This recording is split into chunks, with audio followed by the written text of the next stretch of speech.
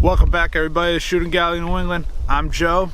So we're back at the range this week, and we're going to be going over something that I feel is probably one of my favorite and most sentimental firearms that I own, and that is the Intratec Tec 9.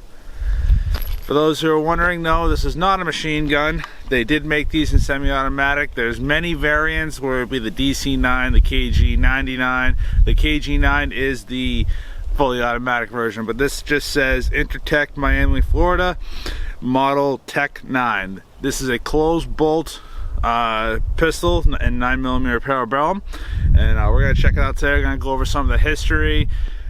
They're not the most accurate firearms on God's green earth, but at the same time, this is probably one of the most funnest guns I own, and I don't bring them out that often, but they do come in 30-round fun sticks, and they also come out in 20-round sticks. They do make a 50-round. I've heard they made a 75-round drum, and they do make a 10-round. I don't own any 10 rounds because in the state of Massachusetts, this is considered a pre-banned handgun. This is considered a handgun under the Clinton crime bill. This was actually named by one of the, I think it was like 19 firearms by name that was outright banned out of manufacturing. Intratec was formerly known out of a Swedish company, or Swiss or Swedish company, known as Interdynamic, and when they came to the States into Miami, Florida, it was changed over to Intratec. Unfortunately, these firearms used to be extremely inexpensive, so nefarious types and some gang related issues. They're actually very simple handguns. This is a closed bolt, so I've done enough talking. Let's do a little bit of shooting with it. So I'm gonna load up. I've only got about 25 rounds loaded up in this 30-round stick because, again, these things are incredibly hard to load once you get past like 25 rounds. And those up Lula loaders do not work because of this little lip on the back. So I'm doing it all by hand. We are at my gun club today again, so if you hear shooting in the background, I do apologize, but let's just keep shooting, okay? Okay.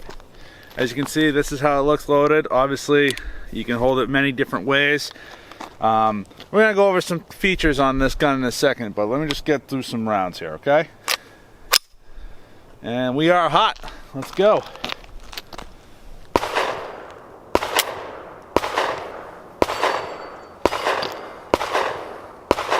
Making sure this isn't going to be a hang fire. So this is one of the issues you have with Tec 9s. It did not chamber the round. Let's see if that will chamber it. No, it did not. Alright. Because the mag is not fully seated. With Tec 9s, they're a little finicky. The mags need to be fully seated. The way you have to load the rounds, it's, you know, they're finicky. But they're fun. When you get them working right, they are fun. Alright, that's loaded. Let's hope that's a loaded round. There we go. That's how you do it. That's what we like to see.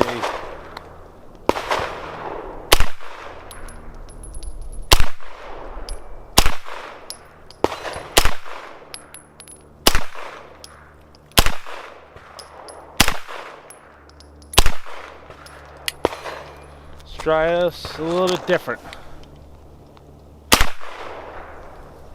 Oop, stovepipe.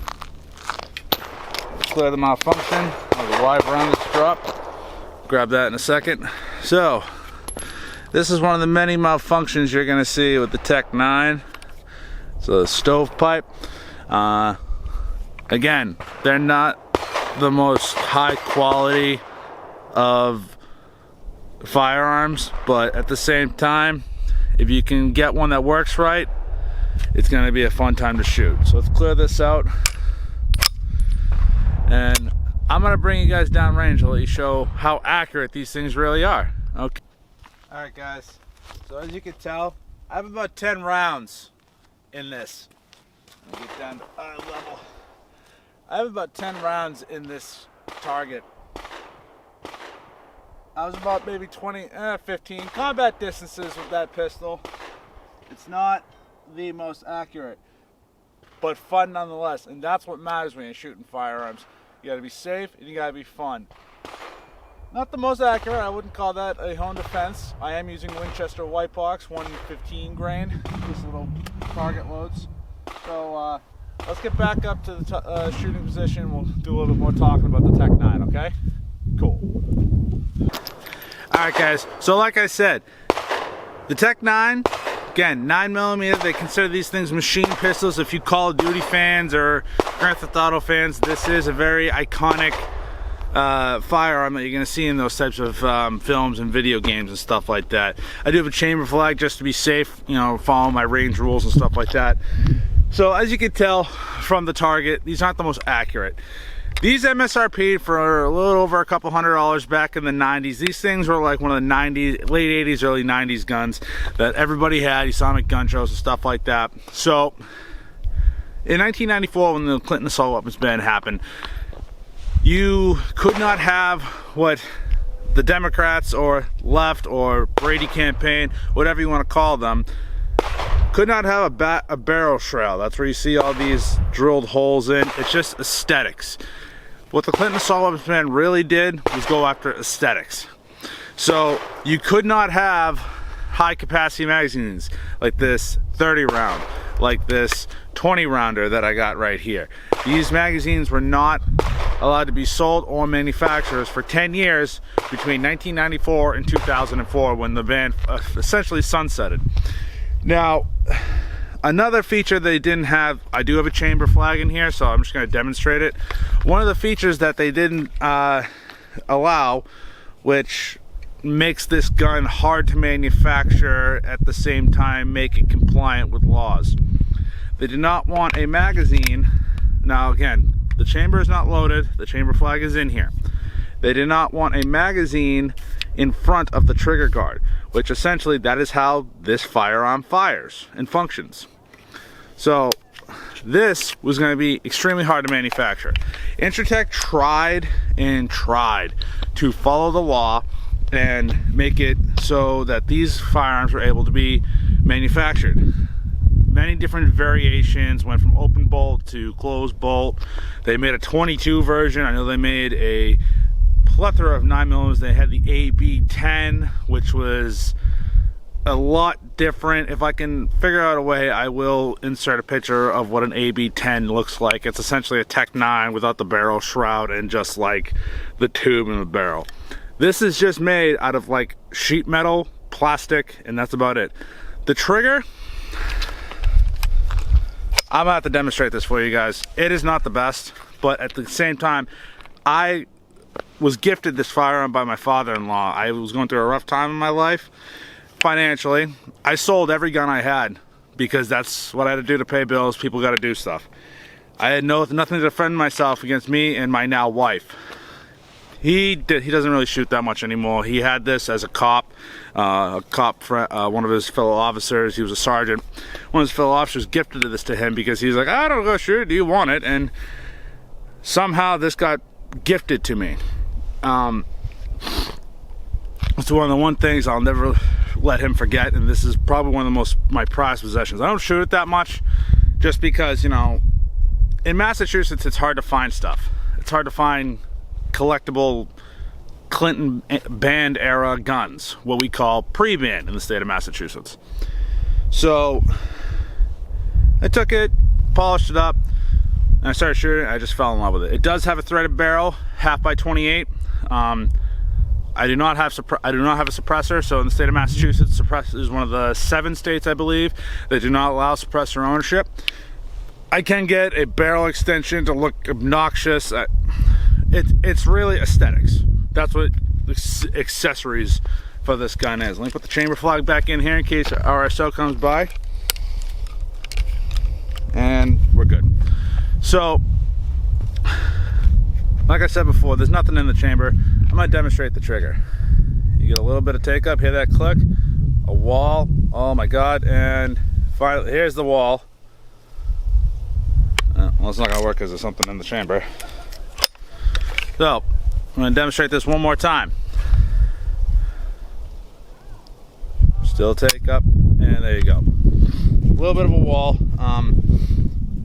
it's not the best. Like, there's probably some ways I could polish up the springs, but at the same time, it's more of a nostalgic thing. I will have a video eventually how to take this down. It's very easy. Again, there's not that a lot of moving parts. That's why they were so cheap to manufacture. Nowadays, I don't know the going price depending on the model you have. Again, I was gifted this, but I've seen these go upwards of $1,200 to $1,300. The mags are a little bit easier to find than the guns themselves. Depending on the model, you could go all the way up to $1,700. Again, this firearm was a couple $100 MSRP when they first came out. So let's do a little bit more shooting with the firearm, see how it ends up, okay? Still, we're gonna use the Winchester white box. Hopefully we're not gonna have that many malfunctions. All right. All right.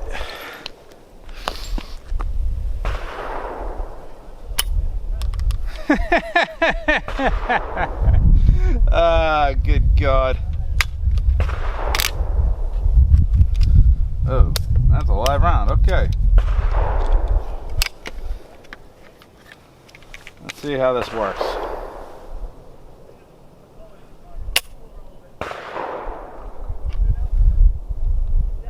Again, even if it's newly manufactured, you still want to make sure that you're not going to get hang fires. There is a live round in the chamber. I don't know why it's not going off. It could just be a dud.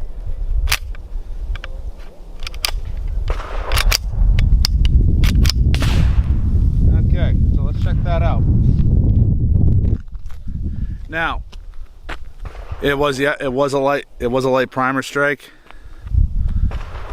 It was a light primer strike. I don't know if the camera's going to be able to pick that up. But things happen. Extraction is not the safest thing to do sometimes when you have a live round. I'm gonna put this in my pocket, put it in the dud box up at the top of the hill. So another good thing I want to demonstrate is the safety. Hopefully they're not, I'm pointing this down. So typically when you charge the weapon, all right, so the weapon's charged. You have this little charging handle right here. All you have to do is tap that in. The firearm is not going to move, the bolt's not going to move, nothing like that.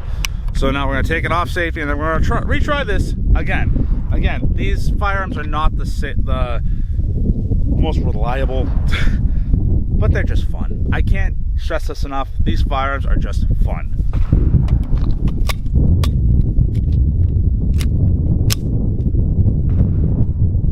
There we go. Oh, and I got a bullseye first shot. That doesn't happen.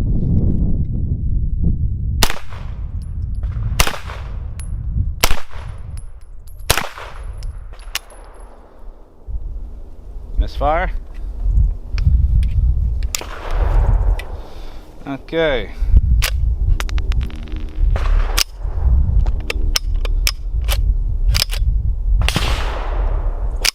Okay, let's see how that one worked. Another light primer strike. I wonder what's going on. I'm going to load this round and see if this will fire again.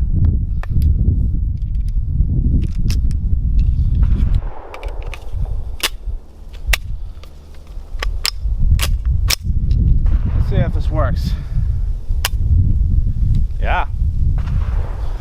I don't know what's going on with this Winchester white box. I'm going to change the mag because I have a 20 round mag, same stuff, but maybe it could be the mag as well. So what I'm going to do is drop the mag. I don't intend for this to be a full feature length video, guys. I just wanted to present this firearm to you. Yeah, that's odd. So what we're going to do is we're going to check out the 20 round mag, see if that makes a little bit of a difference. As you can see with the 20 round mag, it's not as cool with without the 30 round stick. It's actually a 33 round stick, but I've only loaded 30 because I have OCD and I just can't help myself. Okay.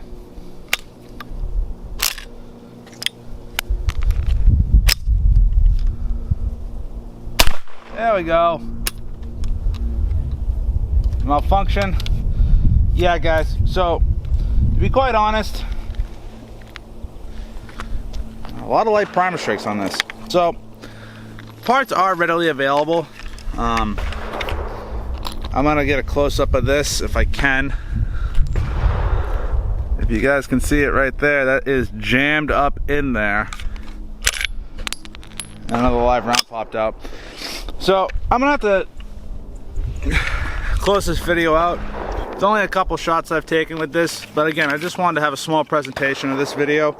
So we're gonna have more videos coming down the pipeline. We appreciate you swinging by, and again, there will be a video on how to fully disassemble the Intratec Tec 9. So thank you again for watching, everybody. Don't forget to like, share, subscribe, and smash the notification bell right in the right hand corner so you can be notified when a new video goes live. Thank you again, everybody. We'll see you soon.